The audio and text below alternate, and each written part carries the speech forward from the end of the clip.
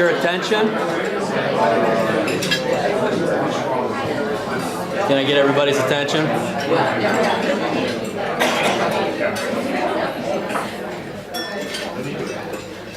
Well, good afternoon and welcome. My name is Brian Flanagan. I'm Associate Director of the Hauenstein Center, and it's my distinct honor today to welcome you to a new year at the Hauenstein Center's Cook Leadership Academy. I have to say that we couldn't be more thrilled to be reunited with so many of you, but also to see so many new faces out there. You make this a truly distinguished group, and we look forward to having a great year together. Now, in 1801, in front of a similarly distinguished audience, newly inaugurated President Thomas Jefferson made a harmonizing gesture. "We are all Federalists. We are all Republicans," he said. Except on football Saturdays when Notre Dame's playing Michigan. I just thought I'd throw that out there. Did he really say that? 60 years later in his inaugural, Abraham Lincoln had a similar gesture. "We are not enemies, but friends. We must not be enemies, unless Michigan is playing Notre Dame." Both advocated 364 days of love each year. And love is the theme of the day, chosen by our speaker, Professor William Noakes. We'll hear more about Professor Noakes and about his theme in just a few minutes. But for now, I just want to make sure we acknowledge Professor Noakes and thank him for joining us today. Thank you very much.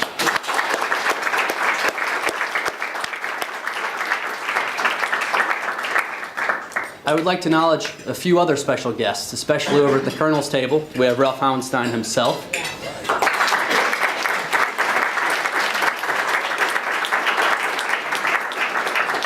Without Ralph's example and Ralph's vision, this day in our center would not happen. So we couldn't thank you enough. I would also like to acknowledge at that table that we have John and Mary Beth Wardrop with us. Mary Beth.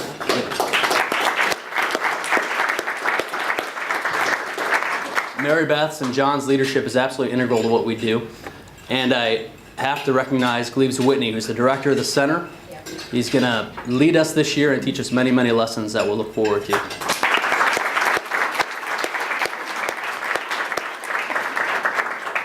We have several advisory cabinet members and mentors with us today. If you guys could just raise your hands for a moment, we'd like to give you a round of applause as well. Advisory cabinet members and mentors.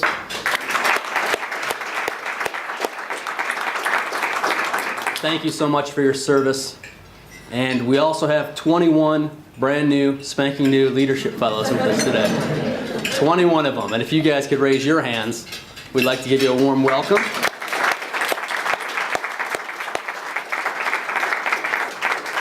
All of us hope during your time here that you gain much of the knowledge, the inspiration, the contacts, and even more knowledge that you need. Now, the reason I use knowledge there twice is we want to use a good acronym, which is KICK. We want to give you guys KICK.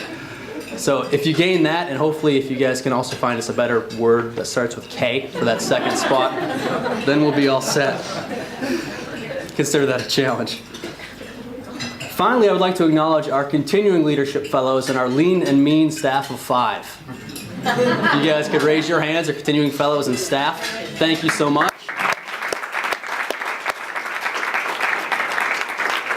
And I'll thank you in advance for another great year at the Hauenstein Center Leadership Academy. Now, that's all of the self-congratulation we have scheduled for this year. It's actually time to get down to business. And to make that happen, I'm going to ask Selma Tucker, this year's president of the Leadership Academy, to join me up at the podium. Now, Selma, as you know, was elected president by his peers, as were 3 other officers. I'd like them all to stand as well, our officers. If you guys could stand up. Anna Anderson, Allie Bush, Petra El-Sufi. Remember their faces, because you're going to see their names a lot. They're going to be organizing service projects. They're going to be organizing mixers for your groups. And they're going to be in touch. So remember them. Now, Selma needs no real introduction in this audience. But I'll say that he's been with us from the very beginning 3 years ago. He's an outstanding individual who brings energy, enthusiasm, and great ideas to every venture he adopts. And we have no doubt that Selma and his fellow officers will contribute greatly and have an enormous impact on the program this year. Some, thank you very much.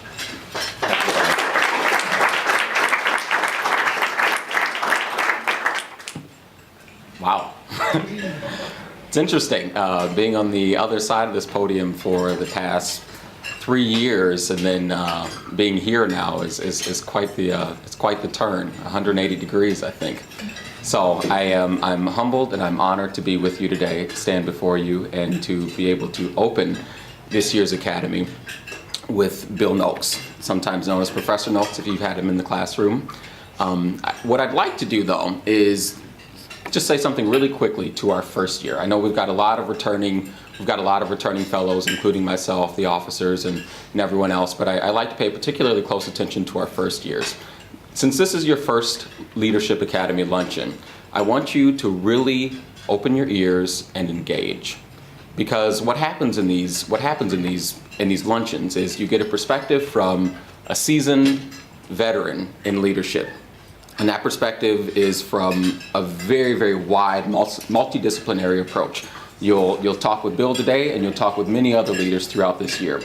It's up to you to really engage this leader, ask him some very, very dynamic questions, and be thinking about the concept of leadership as you go through this year. This is something that will take you into every single facet of your life. As you continue your time here at Grand Valley, your home institution if you're not a student here at Grand Valley, and when you graduate, when you go into your first job, and beyond that. So that's my message for you first years this year. Engage. And without further ado, we're going to introduce Bill Noakes. Bill Noakes is first and foremost, I think he's a scholar. He got his undergrad at Notre Dame. Thank you, Brian. Brian and Bill share that alma mater.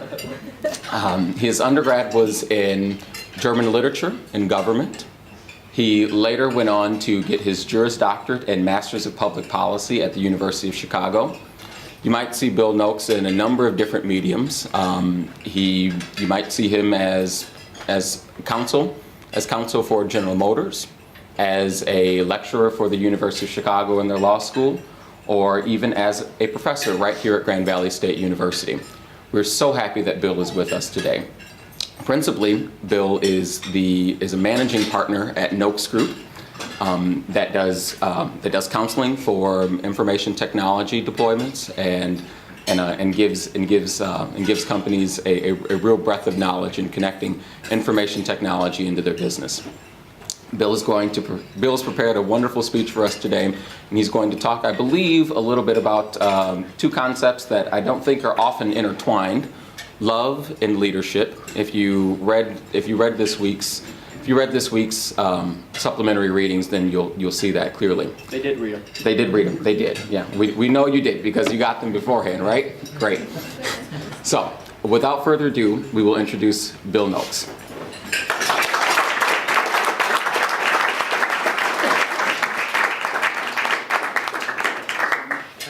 Thank you, Bill.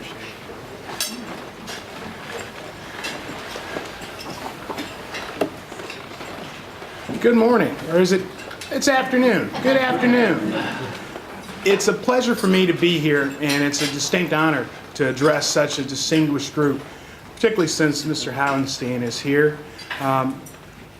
It's difficult for people to understand leadership, and it's difficult, even more so, for people to become good leaders. And because of Ralph Hauenstein and all the folks here, we hopefully will have a cadre of good young leadership as we move further into the 21st century. So I'd like to acknowledge Mr. Hauenstein and the rest of the folks who helped make this happen.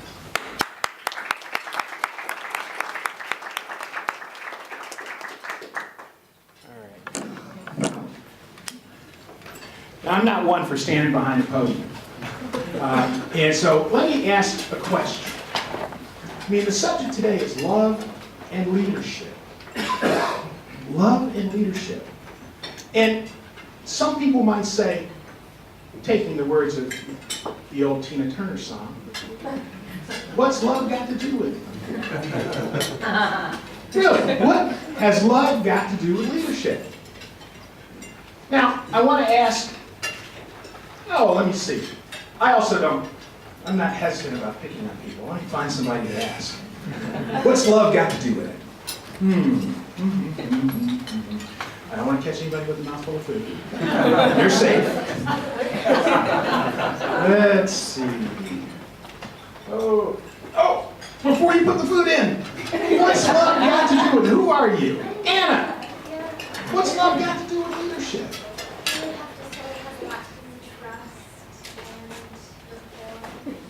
Trust and rapport? Yeah. Okay. What's love got to do with leadership?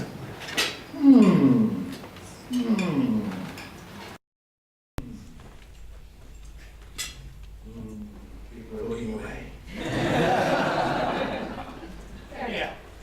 If there's no passion in what you're trying to do, then no one can take you seriously as what you're trying to do others to do. Okay. One more. Let's see. One more.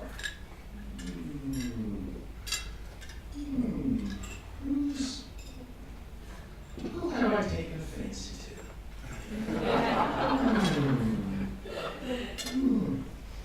Are you done with the mouthful? I love it. He's finally taking his mom's advice. Chew your food 32 times.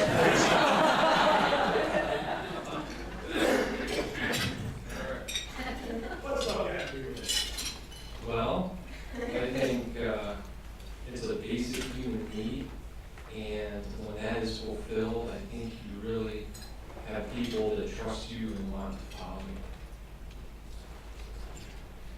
When we fulfill on the human need of love, people will trust us and they will follow us. Okay, I'm done. That's it. You hit it. That 32 that took 32 bites. That helped you come up with that. Well, let me say this. I want to move on and really talk to you about love and leadership. First thing is this. We are surrounded with love. Love occupies so much of our lives as human beings. Other than love and the ability to love, there might only be two other things that are unique to the human species. And that's the ability to intellectualize or to think. And the other one is a consciousness. We know who we are. I mean, I have a pet dog, a little Bichon. Don't laugh. He doesn't know who he is. He looks in the mirror and he's kind of like, oh, there's another dog over there for me to play with. We look in the mirror and we know who we are. Even as young as a few months. I have a 4-year-old and a 2-year-old. And my 2-year-old can look at photos and say, oh, that's me. And then he says, that's my brother John. That's Mommy. That's Poppy. That's the thing we do. But the thing that's paramount is our ability to love. So why isn't love a subject for business? Why isn't love a subject for leadership? We talk about strategy in leadership. We talk about statistics in leadership. And right now, one of the biggest things going on in business, particularly in the business world, is we measure everything. Lord only knows why, because most of the time the measurements truly don't track back to what it is that you're trying to do. But we've got measures. And I think it all started because some guy that worked for the Boston Red Sox figured out that if he measured everything, then the Boston Red Sox could win the World Series, which they did, and everybody has been measuring everything ever since. Well, can we measure love? How's love coming into business? How's it coming into leadership?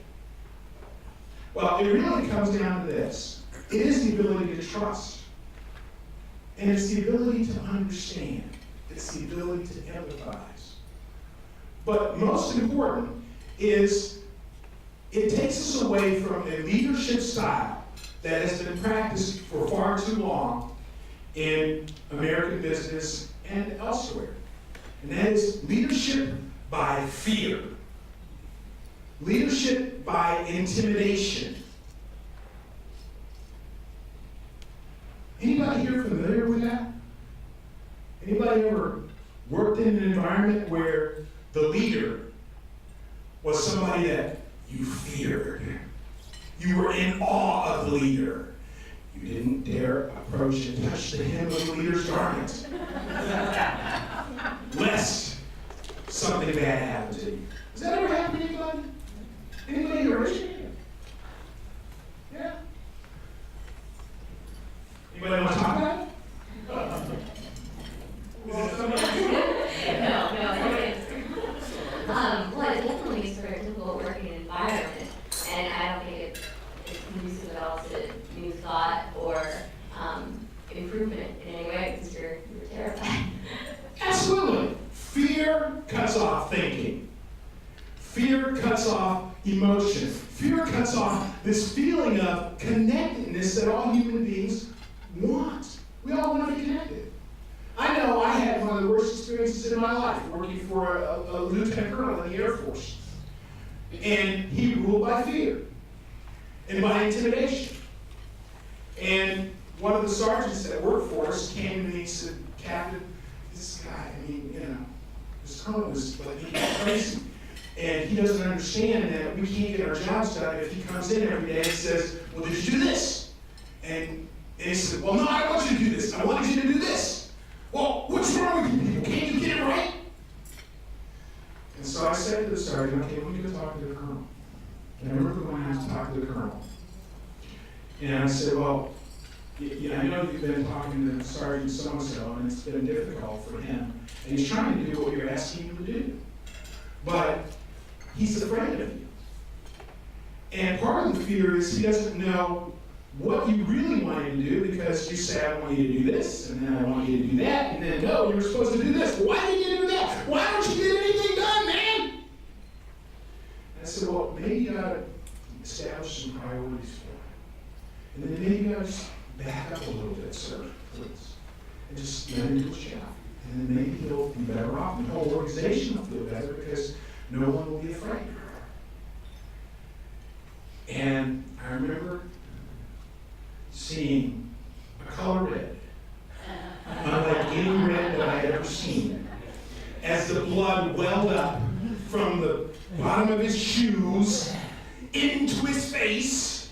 And then he looked at me and he said, and you! I'm standing there, yes. And you didn't get done what I wanted you to get done. What was that? Well, I put it in your inbox yesterday, and it should have been back at my desk today. I said, well, sir, let me go look at my inbox. I went and looked at my inbox. There's nothing there. I said, well, it's not there. It was there yesterday, and I put it in there, and you should have had it done by now. All right. Well, let me look around the office. And so as I was looking around the office, the two of us shared an office, my desk was on the other side from his. And then I said, well, you've got a box over there, and I only keep one box. I don't have an inbox and an outbox. I have one box so that I know if it's there, it needs to be worked on, and I can get rid of it. But he had an inbox and an outbox. So I said, well, let me look through here if you don't mind, sir. So I went to his inbox. It wasn't there. I looked in his outbox and leafed through a bunch of papers. Oh, is this the one that you wanted me to work on, sir? How did you get there? You put that back in there, didn't you? No, sir, I didn't. I just happened to find it in your outbox. Well, never mind. And then he got up and he stormed out. That was the day that I decided I no longer wanted to be in the military. Not because I didn't enjoy the military, not because it wasn't something that I trained for. I did. Indeed, my father was in the military, my grandfather was in the military, my great-grandfather was in the military, and my great-great-grandfather had been in the military. That was the day that I decided it's time for me to leave. That one overarching experience of poor leadership. And that wasn't leadership of love, that was leadership out of fear. And today, when we look around, and young people, there's so many of you in this room, how many of you would like to work for somebody that leads by fear? Anybody? What if they pay you $1 million a year? Would you want to do it?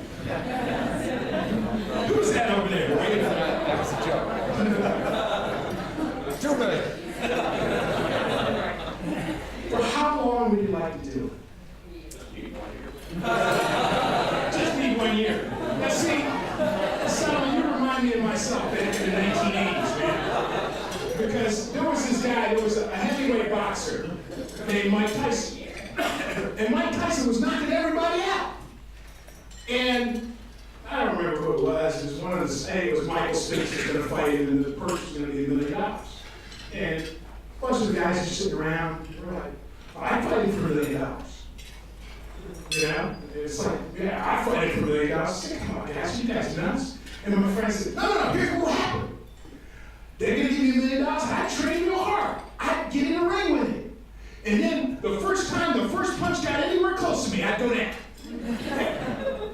I'd get my $1 million, and then I'd go home.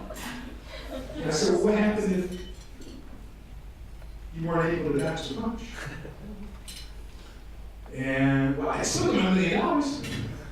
But yeah, have you ever seen how hard this guy used to hit? He could knock out a horse. And if he hit you, your brain might be scrambled permanently. For $1 million? No, we wouldn't do that. We really wouldn't. And what we want is a different kind of leadership. And a different kind of leadership is a leadership based on love. And what are the elements of love? I don't mean like, well, I want to kiss my boss. I want to love my boss. I mean like love in the sense of fellowship and understanding. Love in the sense of trust. Love in the sense of open communication. Love in the sense of openness and vulnerability. In the 1950s, in comic books, we had a hero named Superman. Superman was the perfect hero. Other than kryptonite, he had no vulnerabilities. None. Superman never cried. Superman was perfect. And in the 1960s, there was this publisher and creator, Stan Lee. And he decided that superheroes could be vulnerable. And so he began creating superheroes along the lines of Spider-Man, a troubled teenager. The Hulk, who was actually a green psychotic. Thor, the god of thunder, who was always having difficulties with his father, Odin. Heroes with vulnerabilities. One of the biggest lessons is, if you're going to be an effective leader, don't be fake. Be authentic. Be who you really are. And that means being vulnerable. It doesn't mean you go sit in the office and you, oh, our numbers are bad. It means being authentic, being who you are. And if you are not a great numbers person, don't pretend to be a great numbers person. Find a great numbers person to work for you or work with you. If you are not a great detail person, find somebody who's great with the details. If you are not a great people person, and I know none of you in this room are great people, as my 2-year-old would say, people. But find somebody who is. We all have weaknesses. There are things that we don't do well. There are a lot of things that each of us does well, but we don't do everything well. Recognize that. And that is what I mean by vulnerability. And that's what I also mean by being authentic. You have to be who you are. Can't be somebody else. I mean, for me to stand behind a podium, and for me to I'm actually wearing a suit and tie today, which is kind of unusual. I used to wear suits and ties all the time. And then when I started my consulting practice, I don't have to do that anymore. Ooh, thank goodness. I had to dig this one out. So like, oh man, I gotta find a tie that goes with it. Purple tie, purple shirt. Okay, we're in good shape. All right. But for me, authenticity is just being me. It's in the way I talk. And my wife sometimes says, you said, what kind of country? I'm like, well, hey, that's who I am. My family's from rural Virginia. Okay, so that's kind of a little country. In fact, yesterday, it's funny because we went out to dinner last night. And my mother-in-law's with me, my wife's with me, and we got the 2 babies with us. And so we got to dinner, you kind of now. So my wife had gotten into the back seat, the far back seat. And it's like, I don't know if you're going to be able to get out between the 2 kids in the car seats. So I opened the tailgate and said, come on out. And she looked at me, I'm not getting out that way. I'm not going to do that. It's some country. People are going to look at us and they're going to think, oh my God, he's bringing the woman out of the back of the truck. It's like, well, I just thought it'd be easier for you to get out this way. Be who you are. Because if you're not, people will know. They won't trust you. And they won't follow you. Gone are the days when we can lead through command and control. Do this, and things flow downhill, and everybody does what they're supposed to do. It doesn't happen that way. It just doesn't. Nobody wants to do that because that says, okay, I should check my brain at the door. That means you have no respect for me as a human being and as a person who has a consciousness and can think. What we need more than ever in leadership are the ability of people to think for themselves. Sometimes it's a matter of coming up with, here's the problem. How do we address the problem? And getting the best out of the people that are there to think about the problem. Now, let's come back to love. Being open, being vulnerable, communicating, being understanding. What else? Respect. Okay, so, but how do we know if we're successful? How do we ultimately know if we're successful when we talk about leadership in the context of love? How do we know?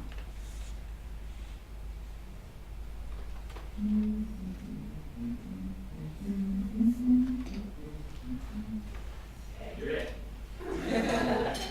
We know when we see them trusting us and doing the same back in return. They're being vulnerable.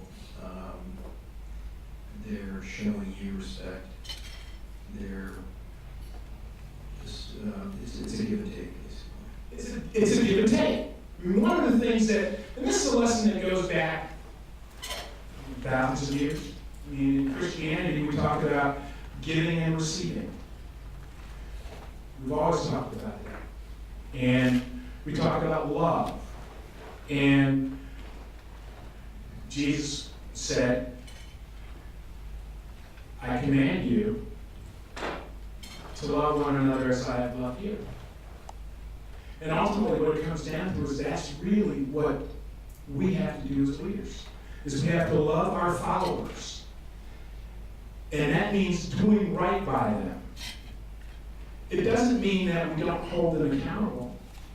Because one of the things people will say about love and leadership, that's nonsense. Because there's no accountability. That's all that squishy stuff that some guy made up and wrote a book about. He's making a fortune. Well, you know what? You can't hold people accountable. Because if you love them, you will hold them accountable. How many of you had parents that held you accountable? They did it because they loved you. If they didn't, oh, you want to go out? You want to party all night? You want to get drunk? You want to run your car into a tree? Go ahead! I mean, what kind of, is that love? No, absolutely not. Holding you accountable. The other thing is understanding you and being empathetic. What do I mean by empathy? Willing to understand where they're coming from and actually understand and actually kind of understand it. Yeah, I mean, how many of you have faced a situation where you're talking to somebody and you're and then you say, okay, so here's what we're going to do. What'd you say? They didn't hear a word. That's not empathy. Empathy is being being able to put yourself over into the shoes of the other person. And in order to do that, you gotta listen to them. We talk way too much as a society. And bad leaders talk more than good leaders. One of the best leaders that I ever had was Fred Meyer. And Fred talked a lot. Fred still talks a lot. But there are two things about Fred that I always appreciated. Fred talks in parables, much like Jesus Christ. Fred talks in stories. And when I started at Meyer in 1999, I had no idea. I mean, this guy's, he's coming in my office, he's talking. I'm going, okay. And then, after about 6 months, I realized he's telling me a story for a reason. The story is helping me to learn a business that I knew nothing about. Before 1999, I had never been associated with retail other than working in a warehouse of a company out east. But going to work for Fred, those stories helped me to understand retail, and more importantly, they helped me to understand people. And the fact that Fred led the company and built the company out of love rather than fear. Second thing is he listened very, very well. Because sometimes I'd say something and didn't think it had made a real impact on it. And then a year, 2 years would pass, and he'd come back and say, I was thinking about what you said to me a year and a half ago. I'm going, huh? Why? What'd I say, Fred? And he'd be like, oh yeah, I do remember sort of saying something like that, okay. But he listened very, very well. And that helped me to understand the business. That's some of the best leadership that I ever had. And one of the things that happened to me at Meyer that was probably the best experience I ever had is for years, Meyer worked on how do we get our costs under control? Year after year after year. When I came into Meyer in 1999, there was a program called Reduce Our Administrative Costs by 0.4% this year. This was in 1999. And before that, they had Run for One. They gave them all names. Run for One, which was to take out 1%. Strive for 5, which was to take out 0.5%. And they had, literally, dozens of these campaigns over the years. What do you suppose the result of those campaigns was?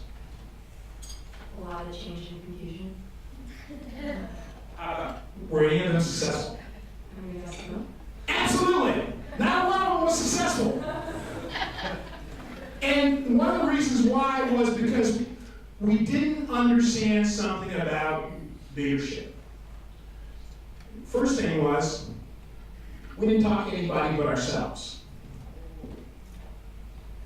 I mean, one of the worst things that can happen with leaders is when leaders all go into a room and they all sit around going, okay, that's a great idea. Okay, we're going to go out and do that. Okay. And, it's kind of like the Vatican when the Pope dies and they're naming a new Pope and everybody's standing outside waiting for the smoke.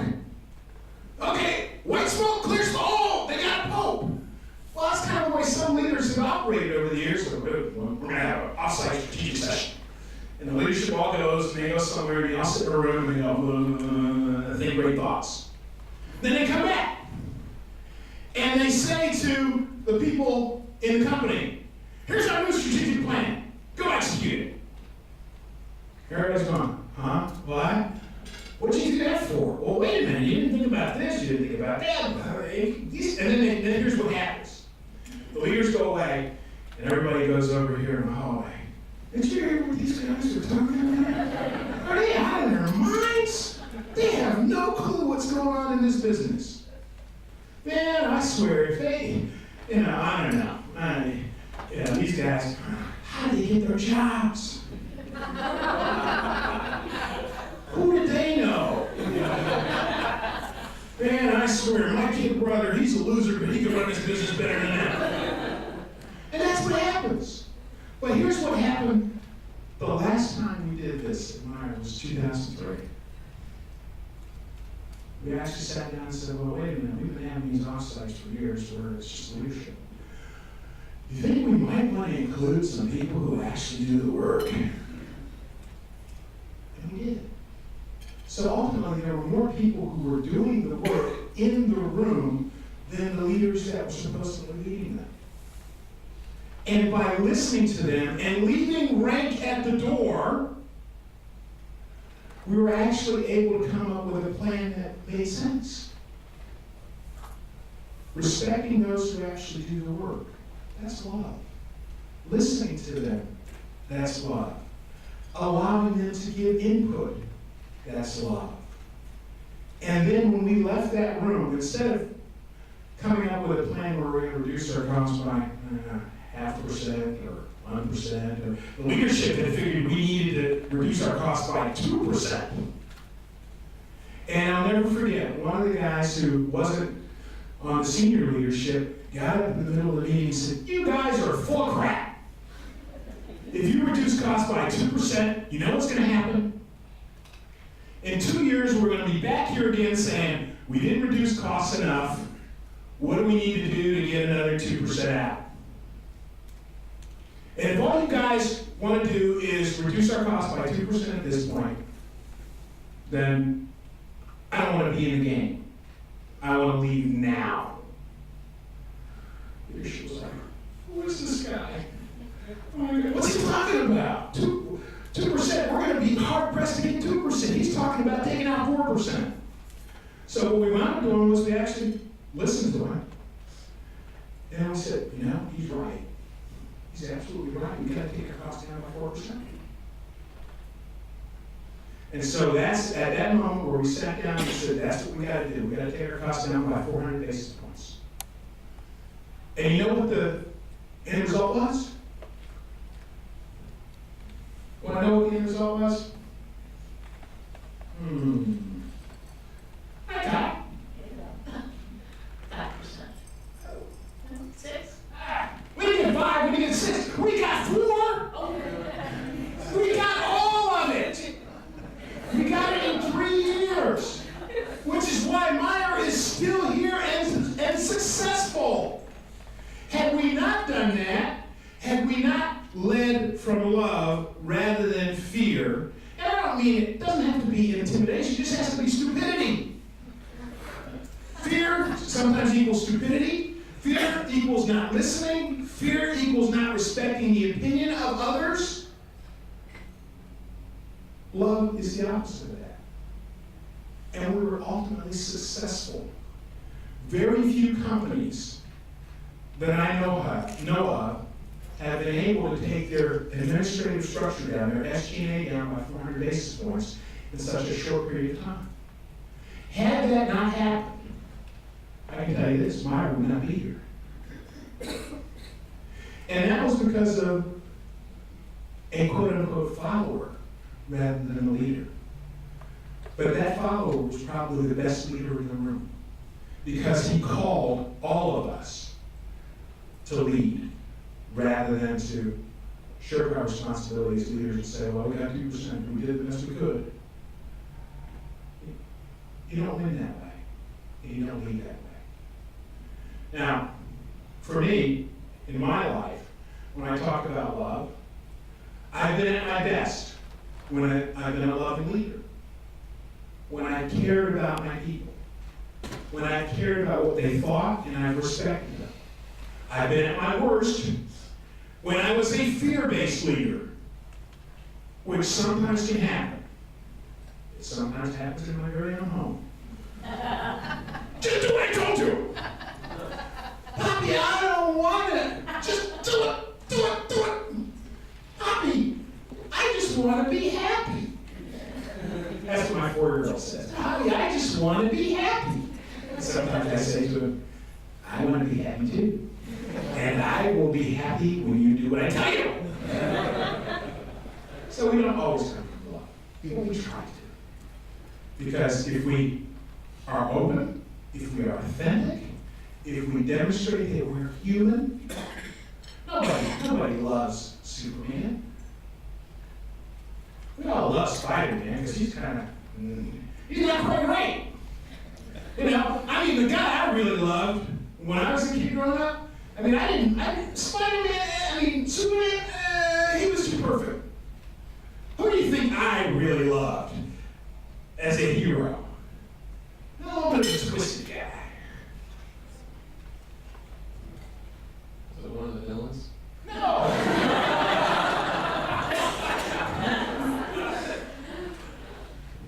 Is it Batman?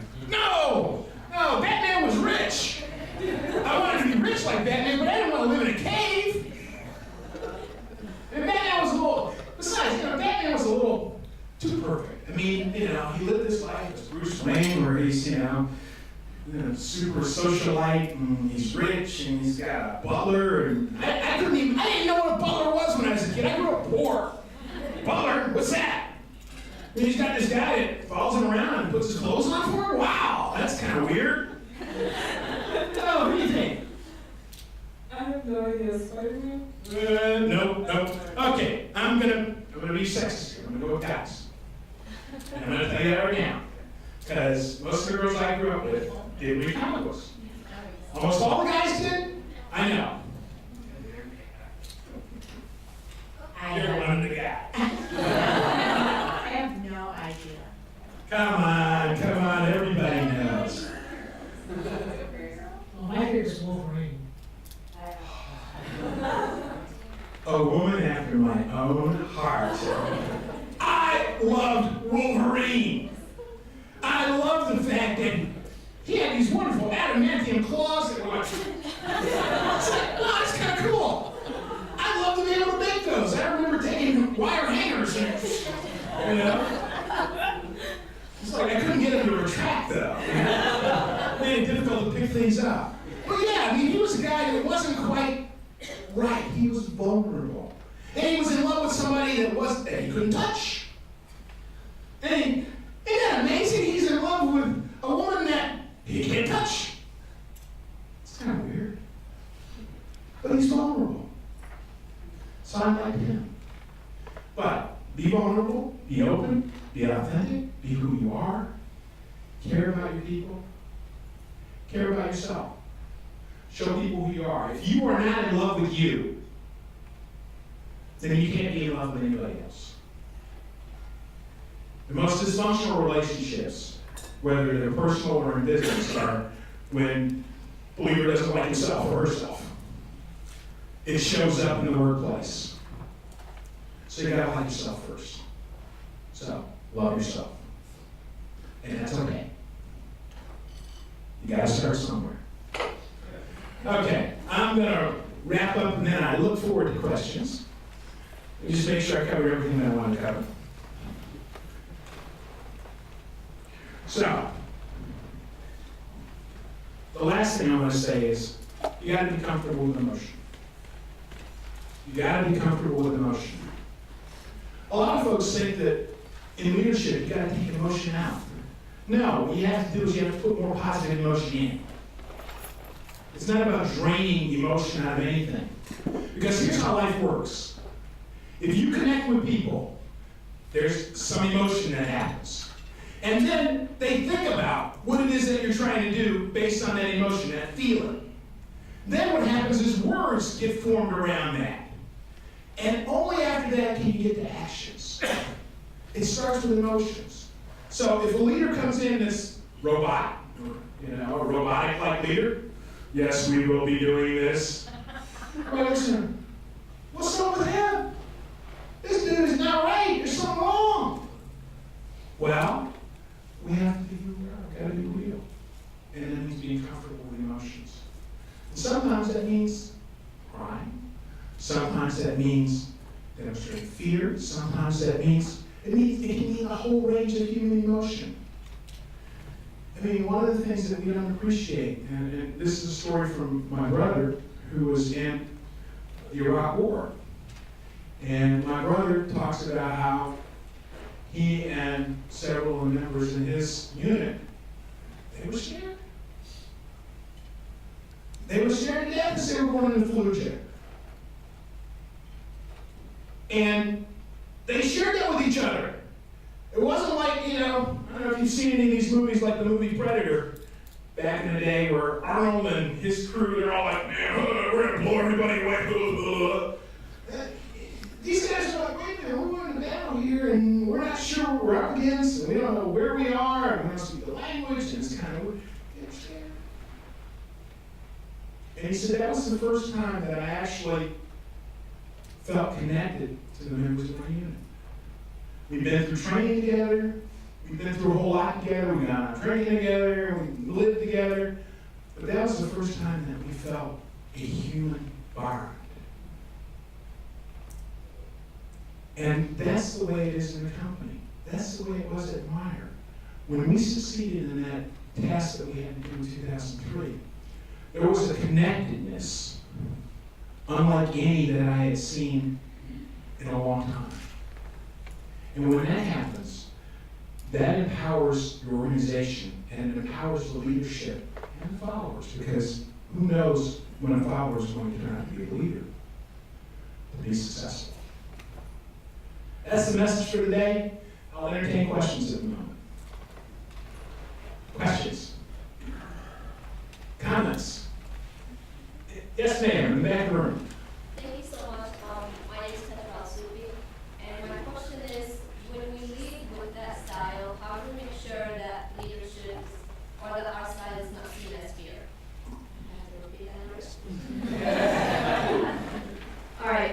My name is Petra Subi, and my question is, if we lead with the leadership style that you're talking to us about, leading with love and being vulnerable, all that things, how do we make sure that it's not seen as weakness? If you're authentic, people will know you for who you are, and ultimately it's about being effective.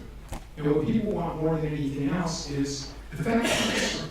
They want to know that we're going to get this job done, whatever it is, as a company or as a group or as a team or as a project that you're working on. And I don't think anybody will mistake it for weakness. I mean, if you share with them what the goal is, what your expectations are, the fact that you're going to hold people accountable to getting this thing done, and you demonstrate these other aspects, people will understand this is all about who you are as a leader and who we are as people. And I don't think they'll mistake it for weakness.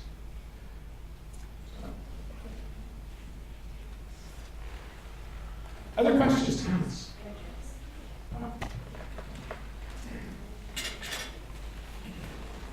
My name is Alex Velocity, and you talk a lot about leading with love, things like that. Well, leadership is hardly a solitary activity. You're leading a team, or you're leading in a group and a community, something like that. How do you deal with other people at your own level that might have a different philosophy? Well, the toughest thing, I think, in life is to lead a group of your peers, because there is no hierarchy that you can rely on. And so that's a very difficult task. But ultimately, it comes down to, if you are true to yourself, it will show up. And that will happen. It may not always be easy, and it's not. It really isn't. But what happens is as people see who you are, it will be harder on the first project than the second project. Because people want to see a consistency.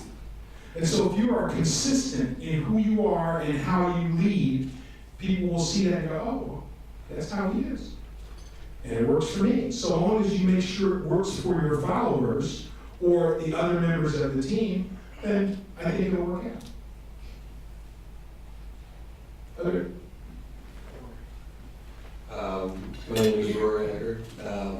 My question is a bit more personal than the other two. I noticed University of Chicago's website, when you applied for grad studies, you wrote a letter to, I presume, the Dean of Admissions, about saying that you were missing out on a hardworking, interested student, and ultimately I believe that you said that was what got you in. My question is, that kind of gumption, is that always, in that case, it obviously paid dividends, but is it something that has always done that for you, or because it could potentially be perceived as being too audacious, I guess, but is that something that you've done throughout your life? And if so, something that's almost always paid off?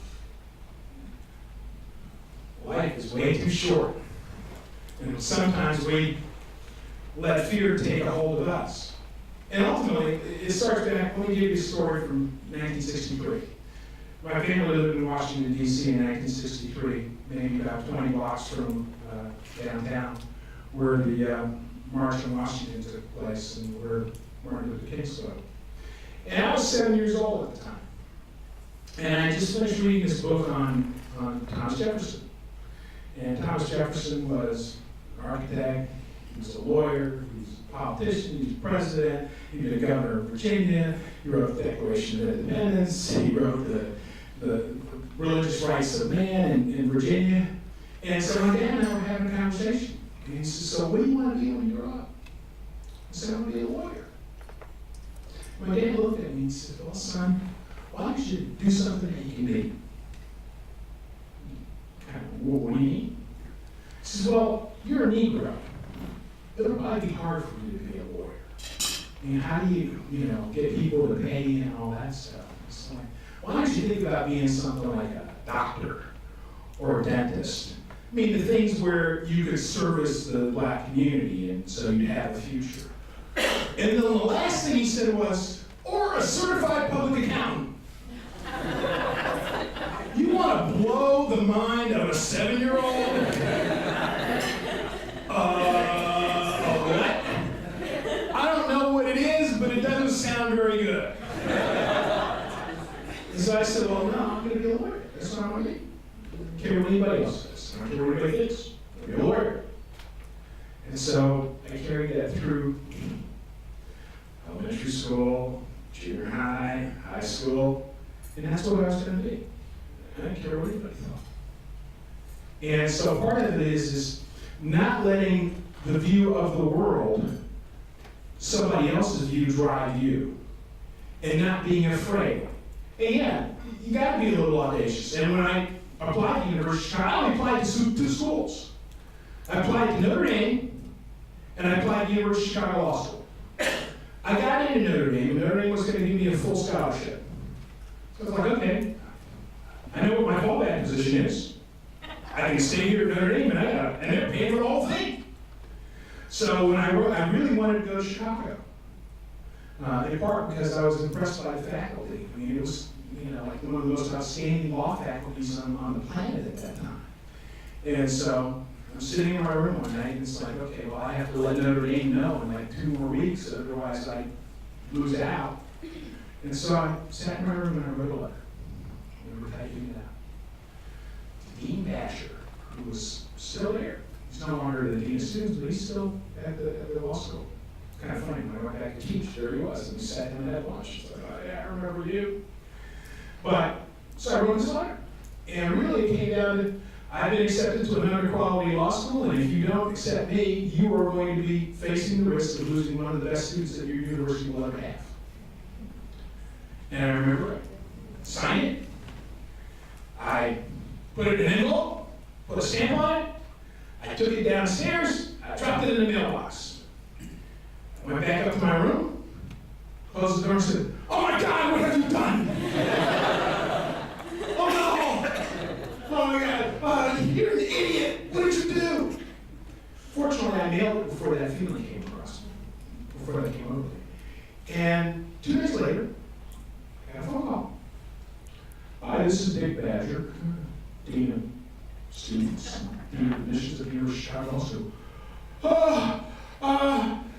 Hi, Dean. Well, I wanted to let you know that I got your letter, and we have your application, and we're considering it.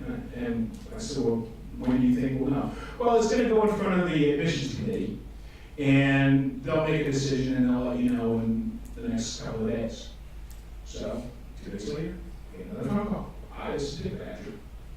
You've been accepted. All right. Years later, I remember I graduated from law school, and I was sitting down talking to Dean Badger. I said, hey, I never did figure out who was the admissions committee. He said, me. So a little bit of audacity does help. I mean, audacity has a place in life. If you're not audacious, you're not going to get some of the things you want. You're not going to achieve the successes that you want. And they come to you, not because you're arrogant or because of some overweening pride, but just because you want it. I mean, there is something known as the law of attraction. And if If there wasn't, I wouldn't be married to the woman I'm married to. Because I remember seeing her and I said, ooh, I want her. And hey, turned out she wanted me too. It worked out. And that's what happens in life. So you gotta go after things. You can't just always go, well, that's a little harder. Hey, come on, Barack Obama's president of the United States.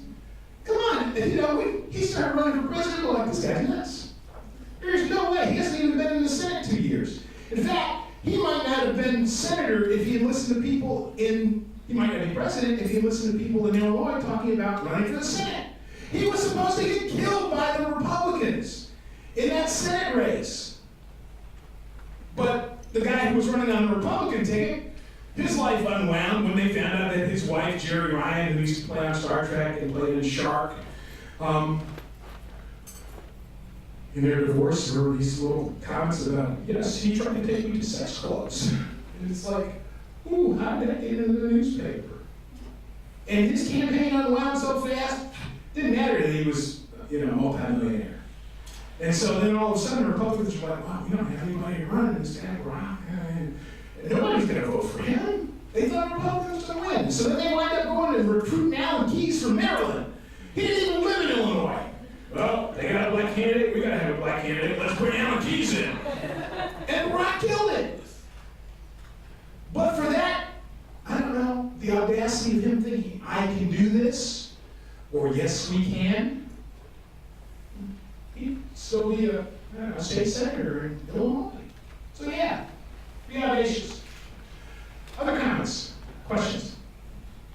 Bill, don't you think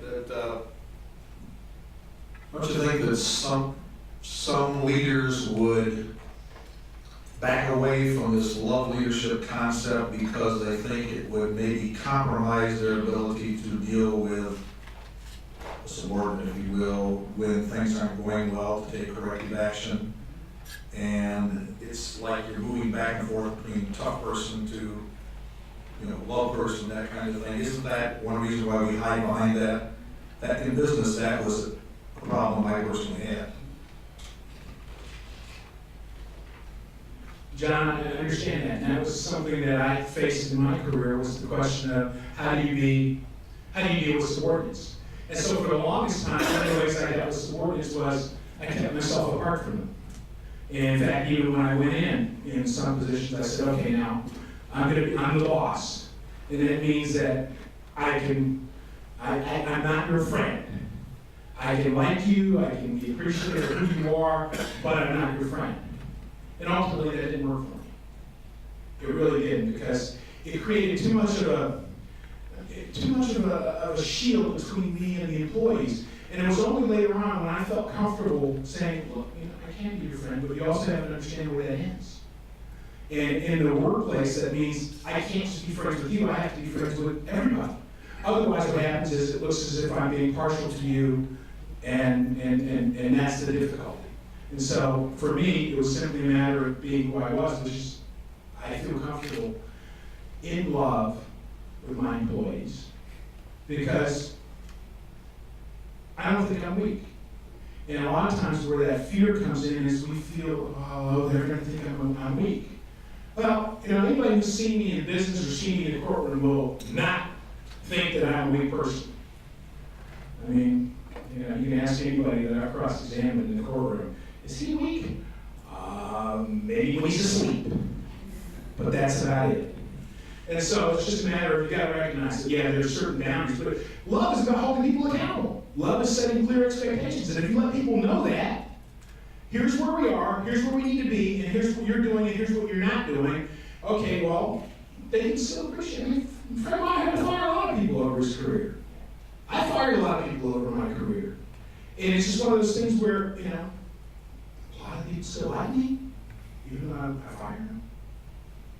So it's a tough situation, but you just have to understand how you feel. And if you can be comfortable with it, then it will work. If you're not comfortable with it and the emotion of it, then love leadership won't work for you. Other comments or questions? Come on!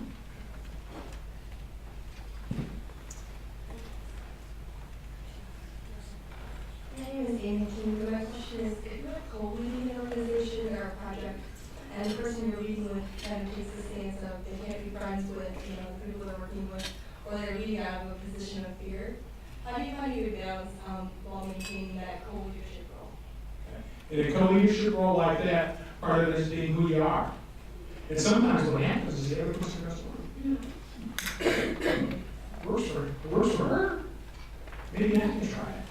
It may not be that way, and you just have to balance each other out, be the yin and be the yang. One's the yin, the other's the yang. But the fact of the matter is, over time, if you work with that person over time, they may well feel comfortable taking on the same mantle of leadership that you are. But if they're not, well, you know, that's fine too. So long as you are doing it the way you want, because what will happen is the two of you may balance each other out and you get the result that you desire, which is success. So. Come back here. Hi. Hello. Hi, thanks for coming in, Sarah. I'm not to work with a whole love leadership. I really like it, and I think it would actually work in my profession of social work. However, I was thinking about how hard women have had to work in the past to get higher positions, and about the whole feeling, you know, a woman showing vulnerability or feelings can really look kind of, you know. You get me?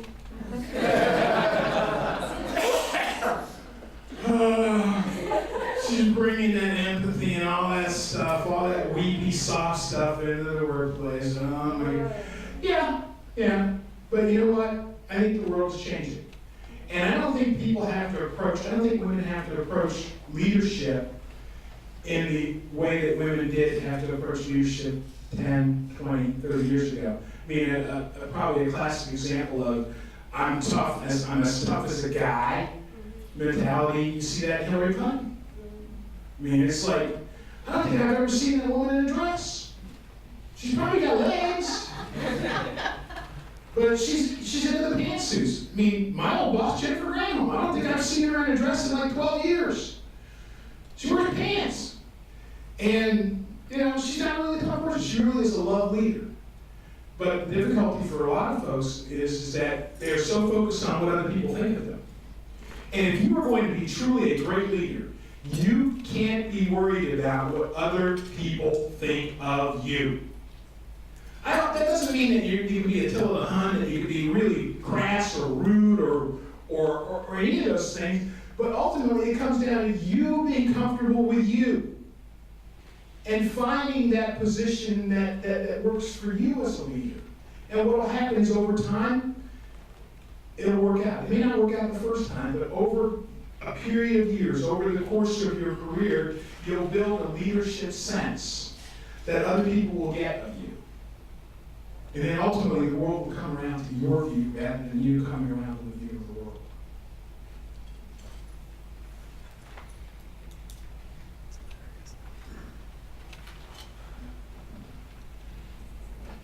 I had a comment and question.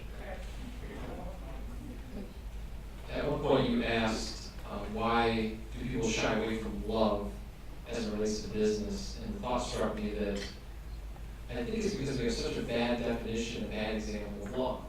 You know, when I think of love, the first thing I kind of think of is Hollywood. And we all know what that portrays. It's more about passion, maybe a lot about sex, for instance. And so you think that has nothing to do with business. And in fact, there's a lot of harassment policies that guard against that. And I think people don't maybe understand that love has more to do with what you're talking about, which is servant leadership. It's a choice of the will.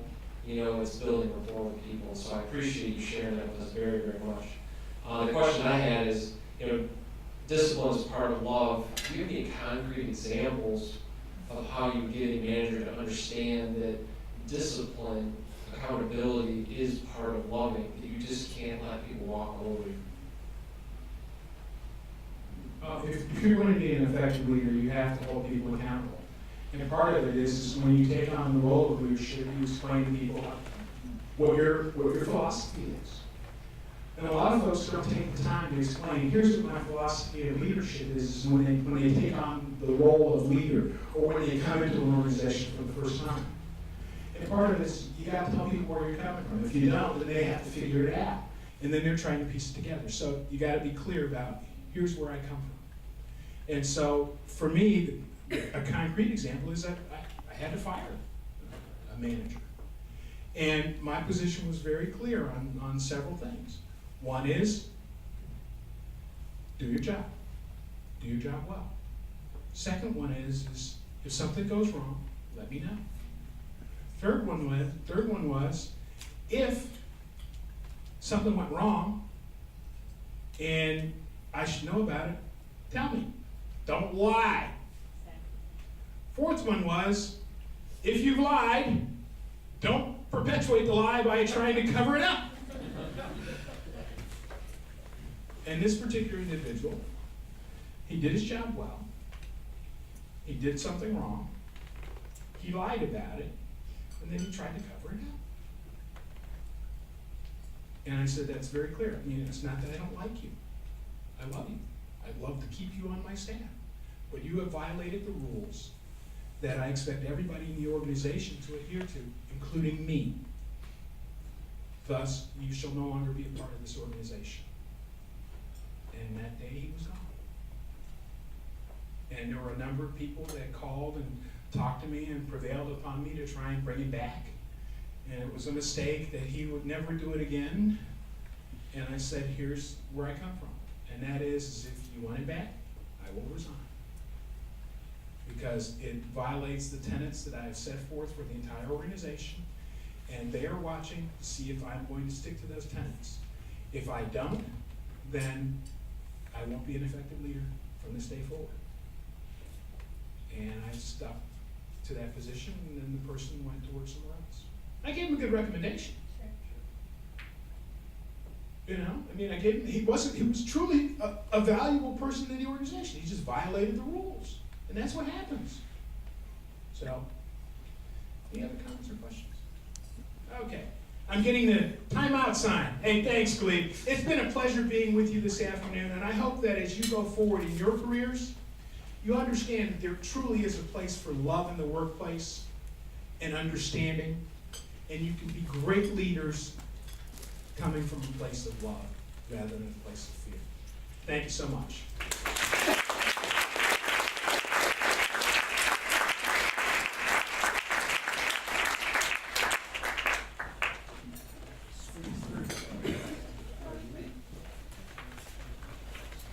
Bill, I want to thank you for such wisdom in your remarks. I think the first time I heard Bill speak, I knew that he was both a teacher and a preacher. I think your style lends itself to really delivering a message with that effectiveness that you're talking about, an ethical gravitas that you exude, and I think it's very convincing in your presence.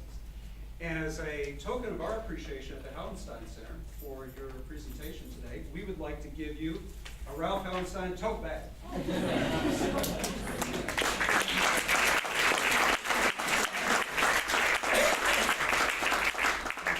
I think you get a sense of what's in store for the rest of this academic year when you see the quality presentations that we have in somebody like Professor Noakes.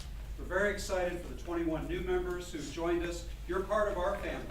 You're part of our community. St. Augustine and Cicero, both in the ancient world, defined a community as unified by love. A community is defined by what they love together. And we love good leaders, and we love people who can talk about good leadership. We look very forward to seeing you at our additional programs, at our evening programs. We have some very exciting ones coming up, and certainly at the next luncheon with Leader. And Brian, is there anything else? Selma, anything else to announce? September 17th, Mixer with Mentors, affectionately known as the M&M. You'll be getting an invitation likely today or tomorrow. So I'll be expecting that, September 17th. We also have the Presidents in Philanthropy Conference next week, the 16th and 17th. There is a reception at 5:30, and we would love to have all of you there. And then Dr. Benjamin will talk at 7 o'clock down hall in the Wishmore Auditorium. Following day, we'll start with breakfast at 7:30, and the conference will go until 2:30. Thank you, Mandy. Thanks for those announcements. Thanks for being here to be a part. Thanks especially to you, Bill. So appreciate what you've shared with us. Be safe, and we'll see you next event.